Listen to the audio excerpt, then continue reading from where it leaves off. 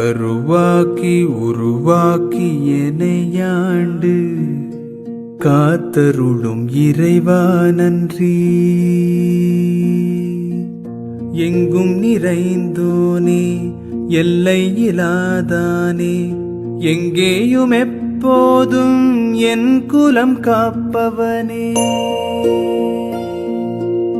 நெஞ்சம் துணிய துணையாய் வருவாய், நேர்மறை உணர்வுகள் பெருகிடச் செய்வாய்.